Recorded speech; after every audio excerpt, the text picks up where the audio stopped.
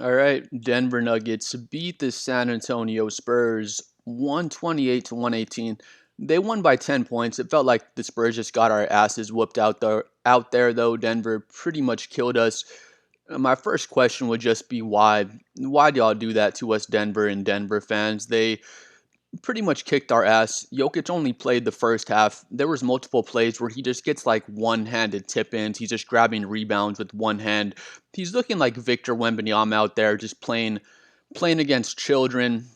I know our backup unit isn't children, but Jokic was just totally bodying us out there. And again, my question would just be why? Why do y'all have to kill us with your third stringers, Denver? That was just mean. So yeah, first thing, that's just mean to do. Why do you have to do that to us? And then if you're a Denver fan, let me know what y'all think, but it just doesn't make any sense for me because Denver, they just made their path to the final. All right, Denver Nuggets beat the San Antonio because Denver came out. They only play Jokic the first half. He played like 20 minutes. He doesn't play the entire second half. And Aaron Gordon doesn't play. Jamal Murray doesn't play. They're playing literally a bunch of third string players. Peyton Watson, I don't know if he's healthy again, but Peyton Watson wasn't playing. So they set out probably three or four starters. We lost to a bunch of third stringers at the end of the game. Big body Roddy was killing us. I do like Roddy. That guy's an animal out there. Strother was playing well. They had some other players that were pretty much just destroying us out there. But again, though, I think Denver, I think they might have been trying to lose this game, to be honest with you, but Coach Adelman is not going to tell his third stringers, all right, guys, y'all are playing great. We're probably going to win the game, but we need y'all to lose this game. That way we don't play Minnesota in the first round. I guess I get Coach Adelman not wanting to rain on the third stringers parade. They're playing awesome, and they did an awesome job winning the game. So just in a vacuum, if I'm a Denver fan, I look in a vacuum. We beat the Spurs again.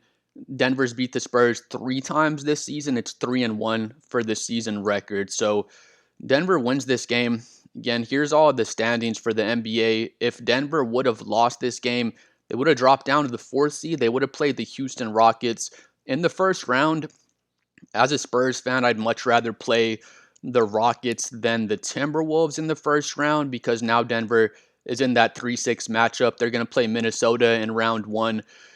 So hypothetically for Denver, if they can, they're definitely capable. Again, I'm a Spurs fan. Denver's an awesome team. If the Spurs match up against Denver in the second round, which is probably going to happen, I think the Spurs will be favored in that matchup. Not even being a biased Spurs fan, I just think the Spurs are a better team than Denver, maybe just like that much better, but I think the Spurs are a better team.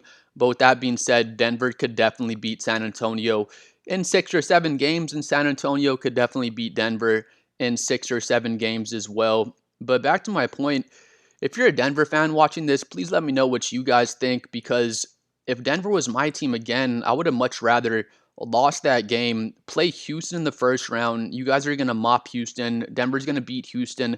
I'd say in like fucking 5 games. Houston is not not a real contender. I think that's fair to say.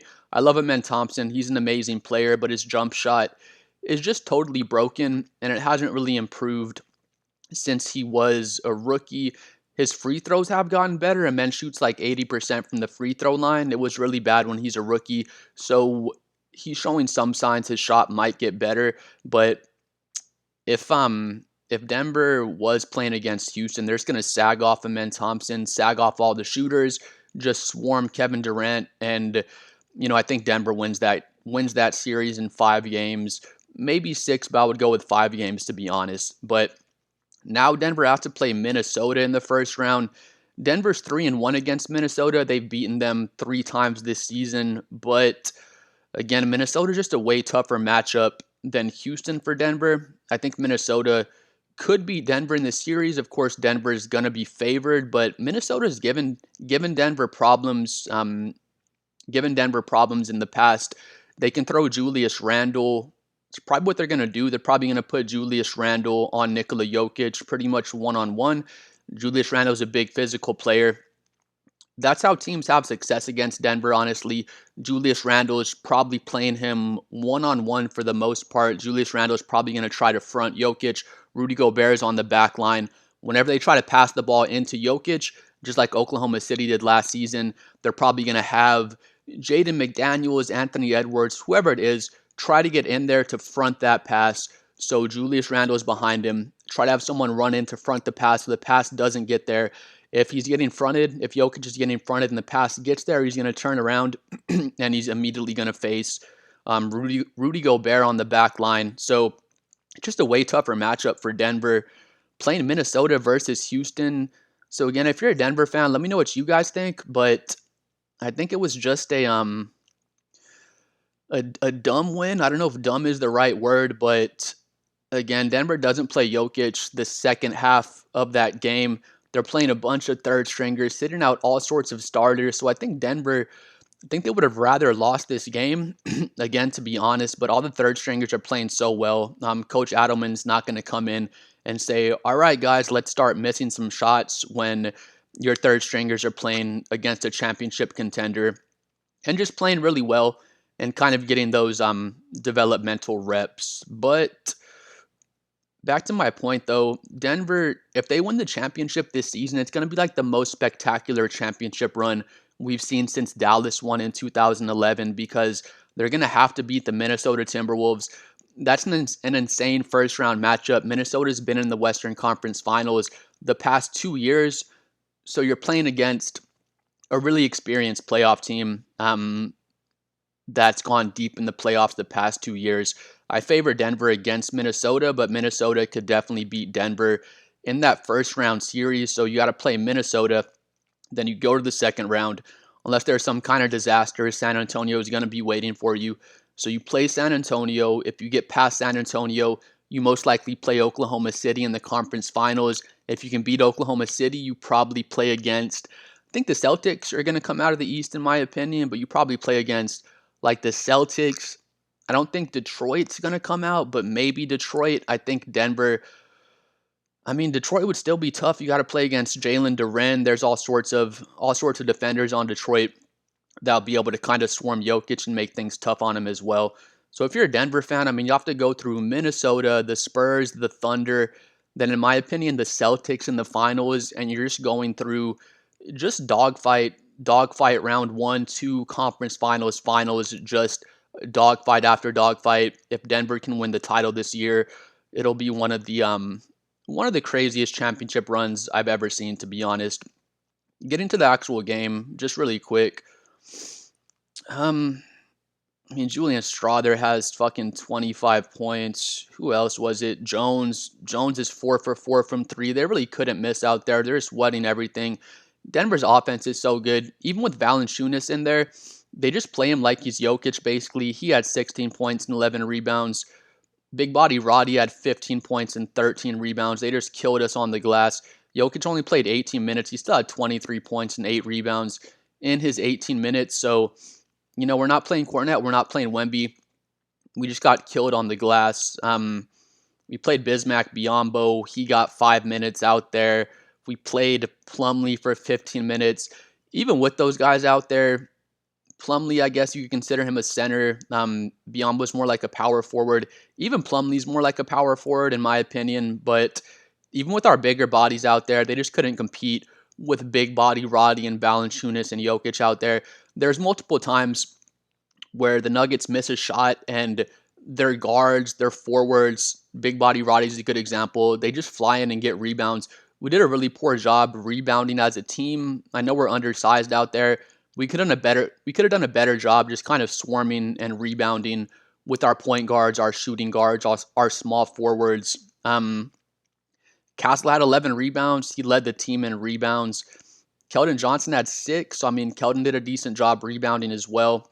But, Plumlee's our biggest player. He only had 3 rebounds. Biyombo is probably our second biggest player. He only had 1 rebound in the 5 minutes he played. So we just got out physicaled out there. Denver's, I was going to say, a way bigger team than us. They're not a way bigger team if Cornet and Wemby are playing, but in this scenario, they had way more size than us, and they just killed us out there. De'Aaron Fox, he played bad out there. He had 24 points, 6 rebounds, and 5 assists. 0 turnovers. The 0 turnovers is great to see. There was multiple times in the game where I felt like he'd lost the ball. He kind of has a bad habit. He'll get to the rim, not all the time, but he'll lose the ball with like no contact at times. So that kind of worries me sometimes. When Wemby doesn't play, De'Aaron averages 25 points. So we pretty much got there. He's 4 for 14 from 3. That's really bad shooting numbers. He missed 3 in a row at the end. It was just about garbage time. If he would have made one of the threes, we may have had a chance, but it was pretty much game over already at that point. So I mean, De'Aaron missing the 3 threes in a row made it look really bad out there. His 3-point shooting has just been off lately. I'm a little worried about De'Aaron Fox. His production isn't so much bad, but we are paying him a max contract. So once we get to the playoffs, we're gonna see what De'Aaron Fox can do for us, because honestly, our two-man game, the De'Aaron Fox Wembanyama two-man game, isn't anything like I thought it was gonna be. I feel like Mitch Johnson could do a better job just getting Wemby and De'Aaron Fox into pick and roll, pick and pop situations, but we're the number 2 seed in the West. We played awesome all season long as far as the regular season goes, but coming into the playoffs, we're going to see if De'Aaron can play through that physicality and if he can be a real second option for us, because in my opinion, De'Aaron, he can be kind of inconsistent. He is our number 2 option. Like, technically, we look at the team, Wemby's number 1, De'Aaron's number 2, but there's a lot of nights where Stephon Castle might be our number 2 option, which is fine. It might be Dylan Harper. It might be Devin Vassell. There's times where De'Aaron Fox, he'll kind of let other players shine, let all of our younger players develop because he doesn't want to get into their way. But once the playoffs get started, we're gonna need De'Aaron to average like probably 22 points and 6 or 7 assists on really good efficiency. There's going to be games kind of like this game where no one really has anything going, and we're going to need De'Aaron Fox to really step up to win us some of those playoff games. He's going to be a huge part.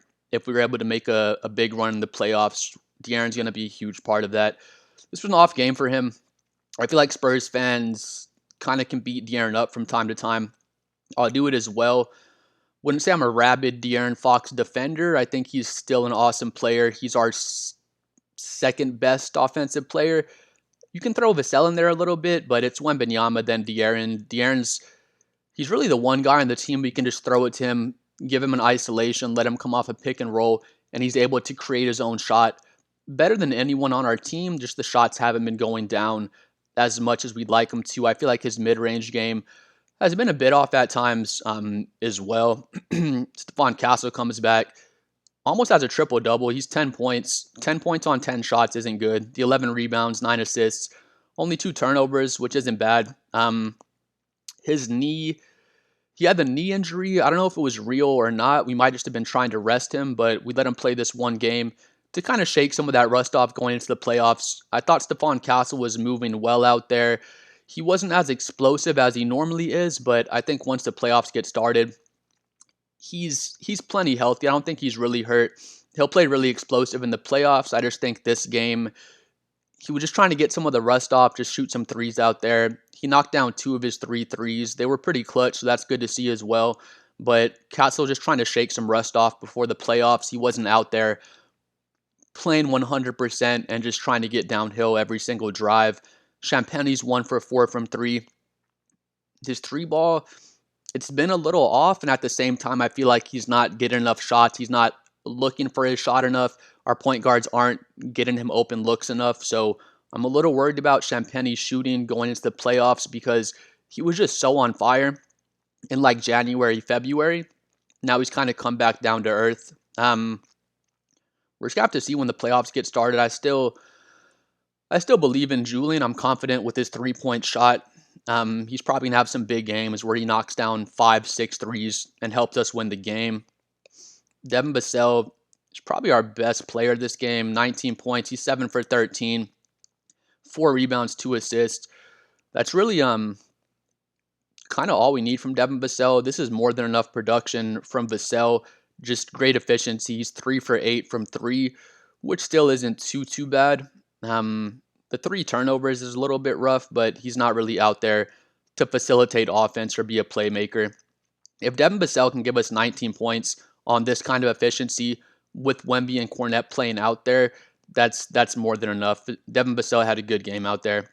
Plumlee has 15 minutes, 2 points, 3 rebounds. Plumlee's probably not going to play in the playoffs. He might get a little 5 minutes here and there, but if Plumlee's playing, Wemby or Cornette is probably a little banged up, so hopefully we won't see too many minutes from Mason Plumlee. Carter Bryant was awesome out there. He's 1 for 7 from 3, but he's still 6 for 13 from the field. So yeah, the 6 missed threes. Almost all of his shots, almost all of his misses were from the 3-point line. He's been so on fire from 3 lately. Was he like 5 for 6 last game? Something like that. 13 rebounds, 13 points, 5 rebounds, 5 assists. He has the 3 blocks. He had a nasty ass one. I forgot who was against. They're driving to the rim. Carter just swatted the shit out of their shot. He had another chase down block. He blocked a jumper as well.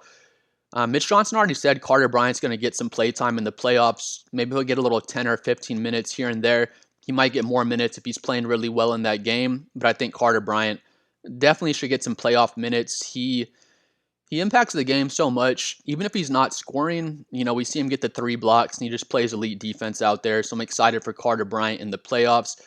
Harrison Barnes had a pretty solid game. He's 5 for 11 for the 12 points, 2 for 5 from 3, 0 turnovers.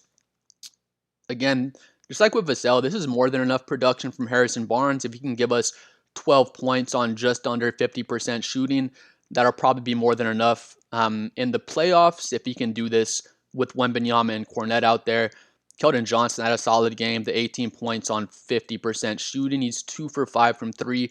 His 3 balls have been a bit off lately as well, so it's good to see him knock a couple down going into the playoffs. Keldon had the 6 rebounds as well. If he can give us 6 rebounds a game during the playoffs, that'll be more than enough as well, because most of our rebounding is going to come from Cornette and Wemby. Dylan Harper, 9 points on 4 for 9, 3 rebounds, 1 assist, 1 steal. He did hurt his thumb. If y'all didn't hear about it, he hurt his thumb on his shooting hand. I think he sprained it or something. He didn't break it, but I think he sprained it. So that's one thing to watch out for going into the playoffs. It would have been way better if it was on his right hand, but he did injure the thumb on his shooting hand. We have a week off. He'll be able to kind of recover. I think he'll be just fine going into the playoffs. Jordan McLaughlin gets a little minute and 50 seconds, I guess, at the end of the game. But wish we would have won this game, of course. Like I was saying before, Denver, I think they were trying to lose the game. They only play Jokic the first half, and they play a bunch of third stringers. They're sitting out Jamal Murray, Aaron Gordon. We're sitting out Wemby and Luke Cornette, but I feel like our team was just better this game. We had more talent out there than the Nuggets had out there, but I don't want to say we were better. Denver played better. We had more of our talent out there on the court, and we still ended up losing the game to their third stringers. We're going to play Denver in the second round. If they can get past the Timberwolves, that's going to be a tough series for them. So hopefully the Timberwolves can drag them to a 7-game series, kind of beat up the Nuggets and wear them down. And then hopefully we can win our first round series. Hopefully we can sweep the Trailblazers or the Suns, whoever it is we're playing. And let's actually see real quick.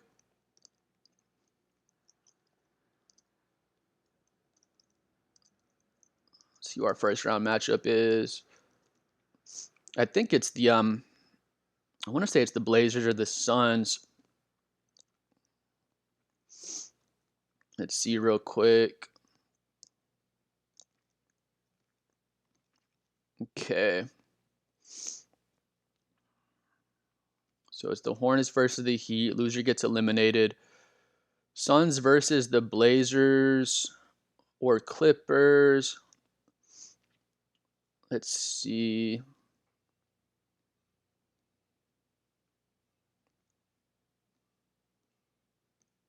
Because we'll be the 2 seed.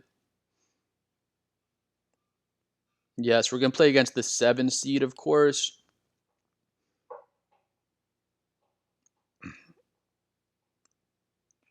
So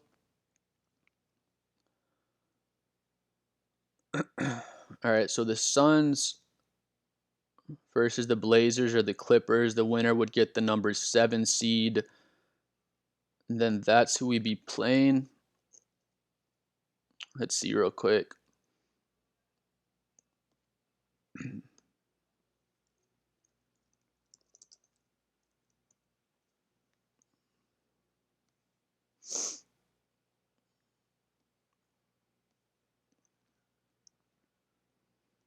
Okay, because yeah, we'll play the 7 seed. So the winner of, yeah, Portland, the Clippers, I believe, will probably get Portland or the Clippers, whichever one we don't play. That's who Oklahoma City is going to play. So we're hoping OKC plays the Clippers and we get Portland. Then we can hopefully sweep Portland or beat them in 5 games, and then we'll be playing against the Nuggets in the second round, most likely. But just back to the game real quick. I feel like Denver was basically trying to lose, and we had a good amount of our starters out there, and we still lost to the third string Nuggets. So again, if you're a Nuggets fan, let me know what y'all thought about the win. Y'all are probably happy that y'all won the game just in a vacuum, but now you'll have to play the Timberwolves in the first round. I feel like Denver just made their playoff road even harder than it had to be.